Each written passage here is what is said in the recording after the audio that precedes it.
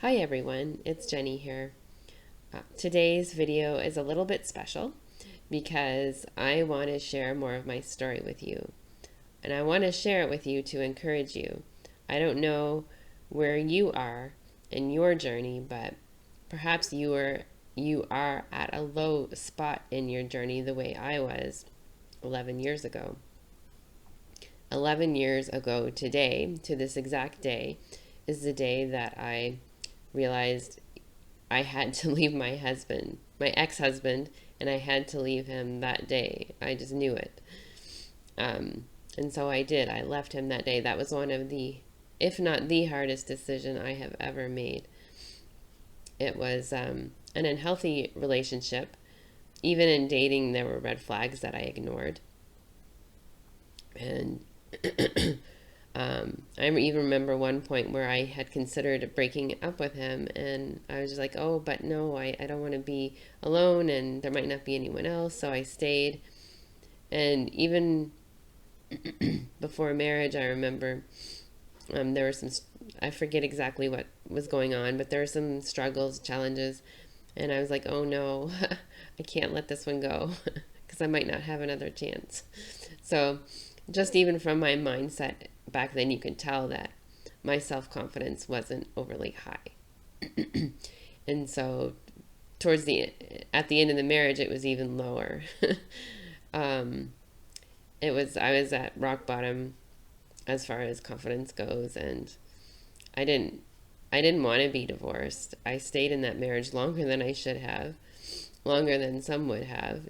I mean, I knew about adultery, multiple instances of adultery, and I still stayed because I didn't want to be divorced. I was digging my heels and I didn't want to be divorced, but the the relationship just kept getting worse, and its effect on me kept getting worse. I was just in a very bad way. And I eventually, like I said, 11 years ago today, I realized I've got to get out of here. And I wasn't a Christian at the time, but God must have given me the strength somehow to leave. And I left. And like I said, it was a difficult decision. It was months and months in the making. I had started seeing a counselor because I was in school to be a counselor. I wasn't really before that. I wasn't really very open to going to a counselor. I didn't want to share my personal business with a stranger. That was always my attitude towards counselors. But then when I started to go to school to be a counselor, and that's why I went back to school, it was suggested that counselors in training should get counseling, and I'm like, okay, that makes sense. And so the woman I went to was a Christian counselor. Again, I was not a Christian at the time, but I was very into church, and I wanted to be a Christian, and I desired the things of God, but I didn't understand the cross. I didn't understand the reason for the cross. And so I was not saved at that time. But I still read the Bible, I still prayed, I still sought God, and I believe He helped me. He helped me realize that I was in a bad situation. And even He would say, I'm not saying that if there is adultery in marriage that it can't be worked through. I know of a couple where there was adultery and they were able to get past it and have a very strong, vibrant marriage. So restoration is possible, but it's not always. And so in my case, it was not possible. It takes two people to make a marriage work, and or any relationship work, friendship, marriage, anything. It takes two people. And I was not perfect by any means, but um, yeah, I couldn't hold that marriage together by myself.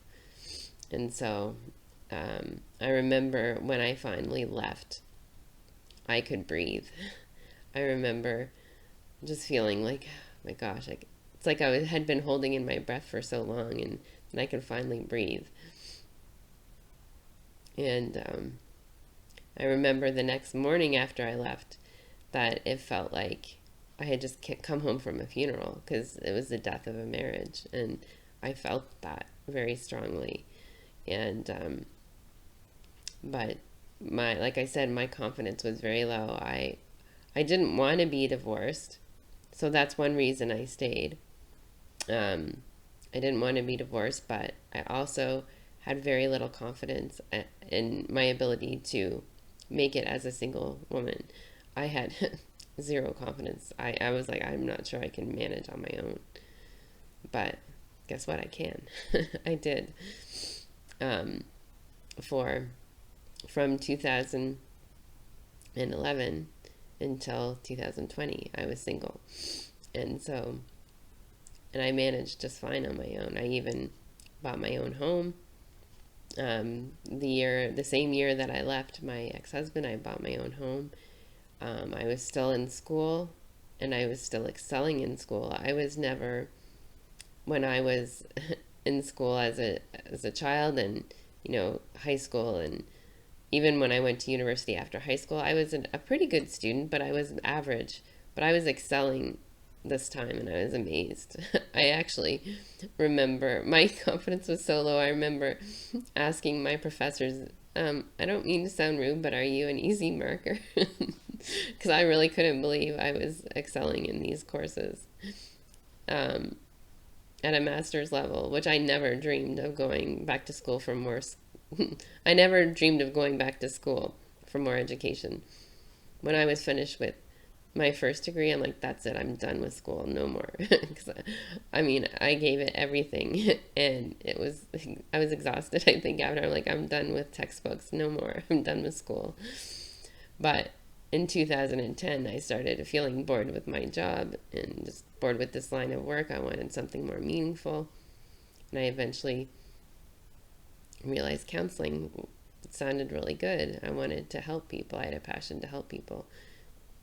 Even though I needed help myself and didn't realize it, which is really ironic. But so I went back to school, and so shortly a year after my divorce, I was not only still in school. My school was in the United States, and so I ended up renting my home and leaving my job for a year, and I went to school in person. This was after my divorce, and so that's pretty amazing. And then I didn't think I could manage on my own, but look, look what I did. And I wasn't even saved at the time. But the university I went to was a Christian college, and I loved it. I loved my classes, and I loved learning from a Christian um, worldview. I didn't know what that was at first. Just the way the lens through which you see the world. And yeah, I excelled in that program. I couldn't believe it. um, I eventually I graduated in 2016. I'm not a counselor yet, but in fact, I let that dream die along the way. Um, so I just kind of put it in my back pocket and just kind of forgot about it. It's like, meh, it's too hard to, like, I'm working full time now, and it was too hard to think of starting another career on top of that. And so I just let that dream die for a while. It's starting to be resurrected. But another reason I wanted to share this, more of my story, to show you how far I've come and what I've accomplished. As well as a single person, I'm not single anymore. In fact, I'm engaged. um, you would have heard me in some of my videos talk about Curtis, or a dear friend, special friend. He's actually appeared on at least one of my puppet videos, maybe. Actually, he interviewed my puppets as well earlier on. But we're engaged now. We've been dating for a year and a half. We're getting married in the spring, and yeah, he's pretty amazing. And so in the spring, we'll be getting married, and then I'll be moving to Ontario. He's in Ontario there. And I am excited to support his ministry. He's an assistant pastor. He has a very effective ministry. And So I'm excited to be his wife and support him in general, but also to support his ministry. Shortly after I got saved in 2019, and I have shared my testimony here before, I realized that I wanted to marry a pastor. That thought never crossed my mind before. And I'm not going to share mine and Curtis's story too much now, but basically, we met on Christian Cafe, and there are definitely you want to be careful when you meet people online because not everyone is who they say they are, but he absolutely definitely is, and I'm who I say I am. But it worked out very well for us. But we met on Christian Cafe, and one of the reasons I liked his profile, but one of the main things I liked about it was that it said he was a pastor, and I thought it was pretty cute, and so I contacted him, and then we just started corresponding, and then the relationship has grown. It's amazing, even since we have first started to get to know each other, how far we have come together, and how far I have come, because I hadn't dated anyone. I talked to a few men online, and I could tell right away Curtis was different. He was a real gentleman. I'm not saying the others weren't, but some of the others, like, what are their intentions anyway? I couldn't tell. So I ended up actually having to ask one of them, like, well, what's your intention with me? Because I don't know. I didn't say it exactly like that, but anyway, Curtis was different. I could tell that right away. There was something special about him. And I don't know, for months in the early stages of our relationship, I had so much anxiety. It was crazy. He was so patient and amazing. Because I hadn't dated before, and I came from such an unhealthy marriage. So it's amazing how much healing God has brought. So if you're in a place where you need healing, don't despair. God is the great physician, and he can heal you. So I want to leave you with that encouragement. And just this video, just this little, so far 12-minute video, hopefully you can see how far I have come from those days in my marriage when I didn't even think I could manage on my own. I didn't think I could live on my own. I had zero confidence. And another part of my story, I had little self-respect as well back then. Although I started to gain it when I left my marriage, because I realized I didn't deserve a marriage like this.